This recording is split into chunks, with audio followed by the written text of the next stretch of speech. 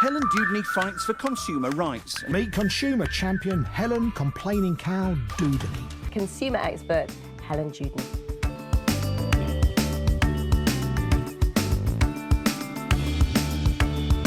Well, Dave, first of all, can I ask you, I can see that Tesco, it looks like it's on the app, sales are on the app, things are improving. Can you keep up the improvement, and what's next? What's on the horizon?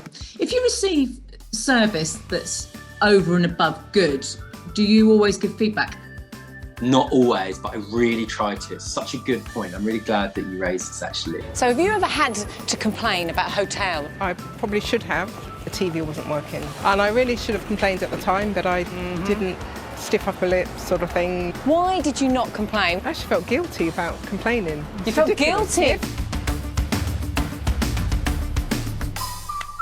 If you plan what you want to watch and what you're doing, you can have a month of this and a month of Netflix and a month of Disney Plus or a month of Amazon. Always in writing, because particularly when you're talking about the telecoms and the energy industries, they are renowned for fobbing you off. The guarantee is usually free. You're probably thinking of a warranty, so that might be extra that you pay for, that certain shops will try very hard to sell you, but you'll usually find your consumer rights are worth more than a warranty. Ofcom are saying companies need to improve, but clearly they're not, and certainly I hear stories like this all the time. But what they're saying is it's an average of £147 a year, but actually ask them for the evidence on how they got that, and it's a little bit more difficult to get. Yes and no.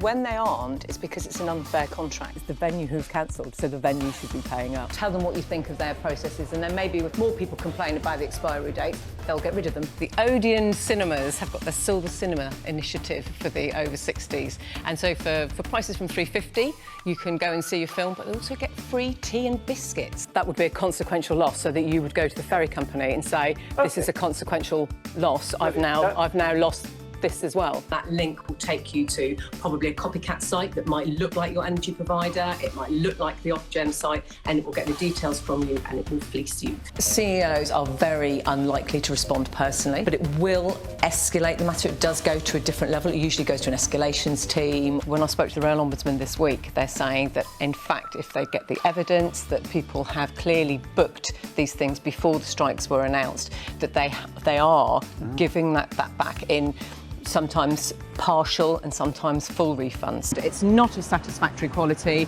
You're within the 30 days. Had it been more than 30 days, then they could say repair or replacement. But it's less than the 30 days. It's clearly not fit for purpose. You know, you have to phone and then they make you go through all the paraphernalia to try and sell you it. Well, my mum will say that I did it from day one. But that's why we love having you, because you're so good at it. Thank you very much, Ellen. Nice to see you. When you next do testing, chocolates and Prosecco, I can do that,